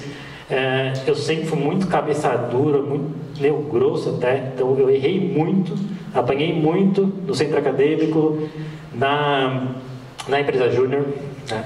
A gente organizou a 5ª semana da engenharia, a gente tinha ficado 2 anos sem semana de engenharia, nossa turma pegou ela de volta e conseguiu organizar, foi bem legal. Uma baita experiência, como o Lima, né, que comentou, de atividades extracurriculares, né? Na empresa júnior foi uma escola para mim, sou apaixonado por empresa júnior. Na época não tinha tantos outros grupos ali, tinha a ESEC também, mas eu tinha alguns outros. E a República, a HM, acho que não só trouxe muitos aprendizados como ser humano, né, de saber conviver com pessoas diferentes, que pensam diferentes. Na época que eu morei na HM tinham 15 pessoas lá, então com certeza tinha muita gente diferente da gente, que a gente tem que aprender a conviver. Tem briga, né? Mas fortalece e viram irmãos de vida. Hoje meus maiores amigos são da HM, depois de 10 anos que saí da HM. Eu ia colocar uma foto aqui, mas eu achei que não ia ficar legal. Mas tinha uma foto do churrasco da HM 2 semanas atrás, eu até 6 horas da manhã, não sei como, com o pessoal jovem de 18 anos. Pode passar? E aí começou, né, a trilha de empreender, que uniu os dois, né? Uniu o desenvolvimento da tecnologia mais o trabalho em grupo, né? Teve a E4, que a gente buscou várias ideias, primeiro, né, como do agro, em piscina, depois a YouGuest, que foi para hotel, e aí por fim a Gumer. Pode passar uns 4 agora, 3. E o que eu percebi de padrão nessa jornada? Primeiro que os relacionamentos que você vai fazendo, não só nessa sala, né, em laboratórios, em projetos juntos, mas na República, em outras instituições, vou começar a gerar oportunidades para vocês, né? Então, por exemplo, eu me dava muito bem com o pessoal de fazer coisas juntos, me chamaram para o centro acadêmico. Eu também me dava muito bem com algumas coisas, me chamaram para a semana de engenharia. E a empresa júnior foi a mesma coisa, né? Então esses relacionamentos geraram oportunidades, que eu me dediquei muito aqui nessas oportunidades. E essas dedicação gerou mais oportunidades ainda. Então a Goomer surgiu do projeto aqui de Robô Humanoides, que a gente já trabalhado junto já em Empresa Júnior, na engenharia e em outros também. Então as coisas vão acontecendo não é por acaso, é porque a gente se dedica muito, cria boas relações que geram oportunidades, se dedica muito nessas oportunidades que geram mais oportunidades e assim vai. Então o que eu queria deixar de mensagem, estamos quase caminhando para o final, é que a base de tudo são as relações, né? E aí você se dedica em cima dessas oportunidades que surgirem, e o mais importante no final é assumir risco. Acho que dificilmente a gente vai, claro, se você quer fazer algo não diferente, não tem o certo e errado, algo que te puxa, né? Algo que te inspira, você quer seguir um caminho, você tem que tomar risco, né? E eu vou falar para você, essa é a parte mais difícil. Tem horas que a gente quer desistir mesmo. A gente teve que desligar pessoas de Google em certos momentos, e nessa hora aí, e é o risco, né? O risco de crescer, de tomar decisões, de investir em determinado caminho que não dá certo, aí acaba o dinheiro aqui, você tem que reduzir pessoas, que é muito foda. Eu fiquei na pandemia, eu não era careca, eu fiquei com gastrite, estou ainda com 3 anos de gastrite, estou perdendo cabelo, porque é muito foda mesmo. Não estou trazendo uma visão romântica de que empreender é bonito, etc. É muito gostoso, sou muito feliz, mas é punk, né? O meu sócio uma vez disse, numa palestra da Unesp também, você quer empreender? Desiste, que é ruim. Se mesmo assim você quer empreender, alguém te recomenda, não, cara, desiste. Mesmo assim, se você quiser empreender, mesmo a pessoa falando que é difícil, aí sim eu acho que você vai ter um pouco de estômago para isso. Então aproveita a Unesp para errar muito. Eu errei muito na Empresa Júnior, errei muito no centro acadêmico, fiz muita cagada que fez eu me capacitar um pouquinho melhor para não errar tanto hoje em dia. Continuo errando, mas usei muito a Unesp para criar relação, me dediquei, arrisquei muito, e quando você arrisca, você erra muito também, né? E aí não desiste, né? Por quê, né, que é importante a gente falar de relacionamento, né? Acho que vocês têm acompanhado esse slide meu aqui, eu fiz antes da pandemia, antes de surgir o boom da IA. Décadas atrás, né? Já estou acabando, não fecha não. Décadas atrás, até os escritórios eram baias, né? Porque você tinha muito trabalho mais introspectivo, de análise, você tinha que desenhar lá o motor, o projeto. Minha mãe é arquiteta, ela ficava horas desenhando lá o projeto, e aí errava, tinha que apagar. E aí depois o cliente tinha que mover 1 metro para cá de recuo, tinha que refazer tudo de novo. Era muito trabalhoso. Então hoje a tecnologia veio e está ajudando muito a reduzir o tempo operacional das coisas, né? E vocês viram com a IA agora, provavelmente todo mundo já testou o ChatGPT, é absurdo, né? E a gente tem que usar. Hoje em dia eu assino porque é algo que me traz uma produtividade absurda. Muitas coisas que eu ficava levando esse tempo fazendo, ela me ajuda a tirar do zero ou a corrigir a ortografia, etc. Mas não usem isso em iniciação e terceira, senão vocês vão aprender a escrever, né? E essa frase aqui é de um livro, essa frase e o próximo slide, tá? É de um livro do 0 a 1 do Peter Thiel. O Peter Thiel foi um dos fundadores do PayPal, né, da máfia do PayPal lá. E ele foi um dos primeiros investidores do Facebook. E hoje ele tem uma empresa chamada Palantir, que é focada em inteligência artificial, ajuda o governo e ajuda empresas com inteligência de dados, né? E ele falou nesse livro, né? Daqui 30 anos restará algo para as pessoas fazerem?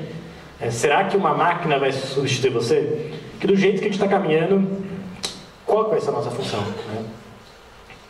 E o que ele diz, não sou eu que estou falando, tá? É que o homem e máquina são bons em coisas diferentes. Ele fala que a máquina é boa em compreender quantidades enormes de dados, processa de forma eficiente esses dados. E o homem, ele é bom em criatividade, percepções, relações, julgamento. Então, quando a gente pensa em tecnologia, a gente tem que pensar em como eu potencializo o trabalho humano, e não como eu substituo. Como é que o ChatGPT, ele potencializa o trabalho de cada pessoa, não como é que ele substitui. Porque a gente tem um tempo da pessoa para realmente fazer o que o ser humano faz de melhor. E bom, acho que vocês já viram essas frases, né? Das mudanças industriais, mas vale a pena repetir. Uber, a maior companhia de táxi que não tem um carro. O Airbnb, a maior de hotel que não tem um hotel. Porque a gente acha que software não é que não é tão evoluído contra o verso do hardware. Né? Claro, não existe software sem hardware, mas a indústria de software ela consegue elevar os investimentos de uma maneira aonde a sociedade consegue se desenvolver de uma forma mais rápida. Então, um grande exemplo do Brasil que eu vejo é o iFood. Tá? O iFood é uma baita experiência, apesar do mercado não gostar e apesar da gente usar no discurso saia do iFood porque ele tem altas taxas, ele faz um papel muito importante na sociedade, no Brasil. Né? Por exemplo, beleza, ele desenvolveu um software focado em restaurante, mas ele conseguiu hoje uma lucratividade e investimentos para começar a investir em educação, em várias outras facetas também. Tá? Então você vê Google, Apple, etc. São empresas que conseguiram alavancar um produto específico e hoje eles têm recurso para poder investir nisso. Então a gente tem que começar de alguma forma. Pode ser que, mas fazer sistemas para restaurante não resolve a fome do mundo. A fome do mundo é complexa. E a gente tem que começar de algum lugar. Tem que começar a criar um negócio, ser lucrativo, ajudar quem está à nossa volta. E algum dia a gente vai conseguindo trabalhar melhor, não só dependendo do governo também para as políticas sociais, mas que as empresas também têm esse papel na sociedade. Bom, acho que tem um ponto importante, os carros autônomos, né? Que agora está começando em São Francisco, foi liberado e está dando um boom, né? Vai quebrar muitas indústrias, né? Seguros, peças, mecânicos, autoescolas, despachante. Então, olha uma indústria, o tanto de emprego e o tanto de coisa que gira. Na hora que virar isso, e vocês viram, é do dia. Agora a gente começa um desenvolvimento mais exponencial.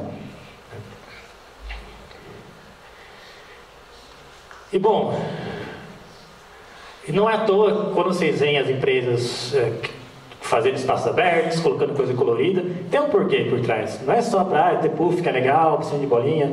Piscina de bolinha também não sei se...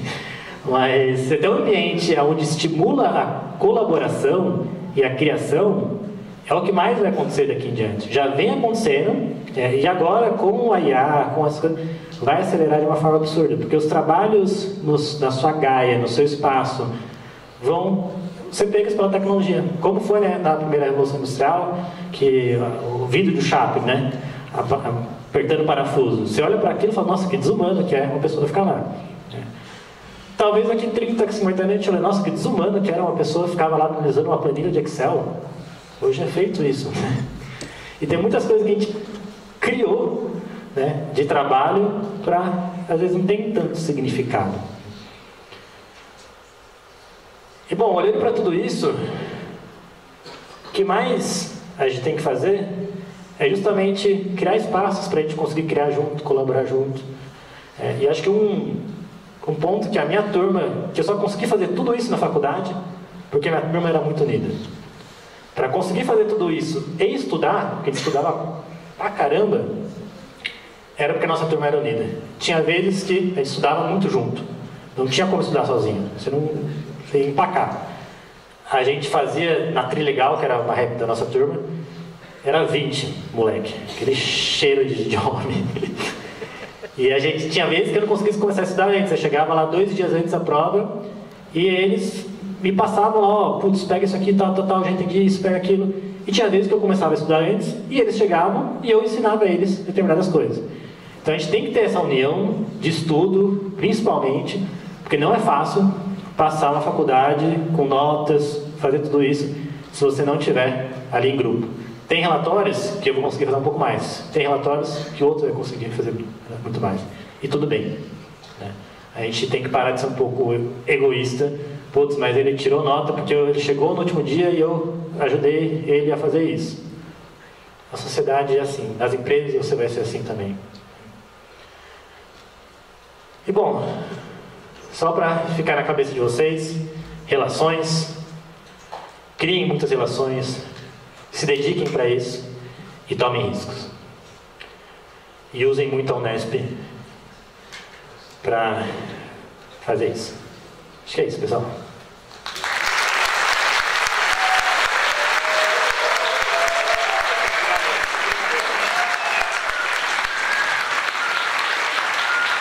E sábado teremos Interrap, então vamos ver lá a HEG ganhar uma madeira, bater recorde. Cadê?